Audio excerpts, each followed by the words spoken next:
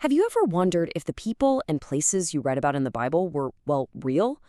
For centuries, that was pretty much a question of faith. But today, we're going to do something different. We're going to dig into the science of archaeology and brush away the dust of the ancient world to see what clues it holds. And that really brings us to the big question, doesn't it? Is the Bible a collection of myths and moral tales? Or is it a record of real events that happened in a real time and a real place? You know, for most of human history, your answer to that really just depended on what you believed. But in the last 100 years or so, a brand new tool has entered the conversation: archaeology. We're moving from the realm of pure faith into a full-blown detective story, with archaeologists digging up clues that have been buried for thousands of years. So, where do we even start?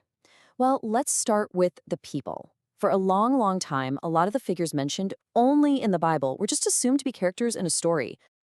Okay, let's take Pontius Pilate. In the Gospels, he's a huge deal, right?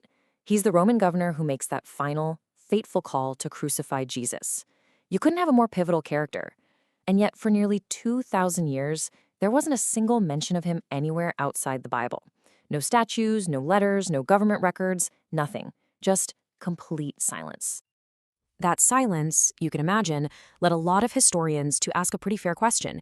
If this guy was so important, why is there zero evidence for him? Did he even exist, or was he maybe just a literary invention, to move the plot forward? And then, in 1961, everything changed. In the ancient city of Caesarea Maritima, right there on the coast of Israel, archaeologists were excavating an old theater and found this random limestone block being used as a step. But on that step was an inscription. And the Latin inscription was totally clear. It identified Pontius Pilate, prefect of Judea. I mean, wow. In that one moment, he just snapped from being a character in a story to a real historical person, confirmed in stone. It was the very first piece of physical evidence for his existence ever found. And it turns out Pilate wasn't a one-off discovery. This was actually part of a bigger pattern. If we travel north to Capernaum, which was this little fishing village on the Sea of Galilee that was basically Jesus' home base, we find something just as amazing. So, archaeologists were digging under the ruins of an old church, and they found a simple, first-century house. But the walls told an incredible story. They were covered in ancient graffiti. Pilgrims from centuries ago had scratched the name of Jesus and symbols like fish and crosses right into the plaster. It's now widely believed that this was the actual home of the Apostle Peter, which was later turned into one of the very first Christian house churches. Okay, so we've got evidence for the people. But what about the places? What happens when we try to line up the ancient text with modern maps, especially for some of the Bible's most incredible events? You've probably heard this story from the Gospel of John. Jesus meets a man who was born blind. He tells him, "Go wash in the Pool of Siloam." The man does it, washes the mud from his eyes, and boom, he can see for the first time in his life. Now, for centuries, nobody knew where this pool was. Some people even figured it was just a symbolic place, not a real one. Then, in 2004, and you can't make this stuff up, a construction crew was fixing a burst sewer pipe in Jerusalem when they stumbled on some ancient stone steps. And this is where it gets really interesting. See, the author of John's Gospel, who wrote about Siloam, also described another pool in Jerusalem, Bethesda, as having 5 covered porches. For a long time, critics said, nah, that's just a made-up detail. But excavations have now found that very pool, with its 5 unique colonnades.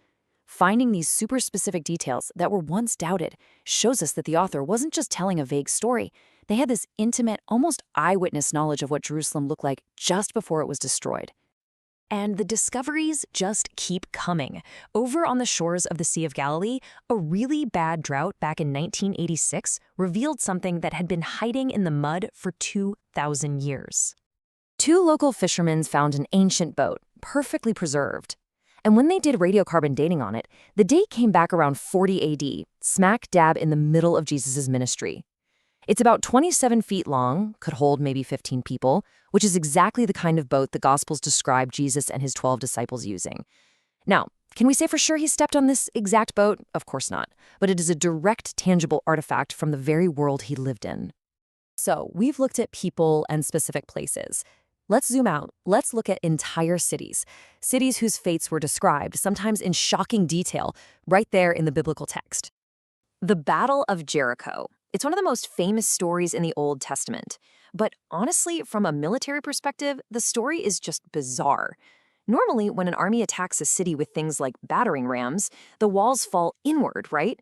But when archaeologists dug up ancient Jericho, they found something that made absolutely no sense. The massive mud brick walls had fallen outward as if they were pushed from the inside. And this is where the archaeology lines up perfectly with that bizarre biblical account, which says the walls fell down after the Israelites marched, shouted, and blew their trumpets.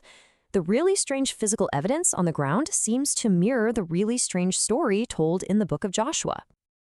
Okay, so from a city that fell in a day, let's turn to one whose story stretches across the entire Bible, from beginning to end, the mighty city of Babylon, the capital of a world-dominating empire. Babylon is way more than just a place. It's a symbol. In Genesis, it's where we get the Tower of Babel, this huge monument to human pride. In the Psalms, it's the heartbreaking place of the Jewish exile. And then, all the way at the end in Revelation, it pops back up as the ultimate symbol of a corrupt world system. Archaeologists have literally uncovered its foundations, the ziggurat that probably inspired the Babel story, and even the Cyrus cylinder, an amazing artifact that confirms the biblical account of the Jews being allowed to go home from that exile. So, after looking at all of this, the people, the places, the cities, we kind of have to step back and ask, so what? What does all this mean? What kind of foundation does this actually give us? Let's be super clear about what archaeology can and cannot do. It doesn't prove a miracle happened. It can't prove faith. But what it does do over and over again is confirm that the world described in the Bible was a real world. The names of rulers, the political titles, the cities, the geography, all these details are being verified. It gives us a real, tangible connection between this ancient text and the ground right under our feet. So here's the bottom line. Think of the Bible as a play. Archaeology can't prove that the actors performed miracles on the stage, but what it's doing with stunning consistency is proving that the stage itself is real. The setting isn't a fantasy land. And that leaves us with one last big thought to chew on. If the stage itself is authentic, the cities, the rulers, the locations are all real, how does that change the way we look at the drama that unfolded upon it?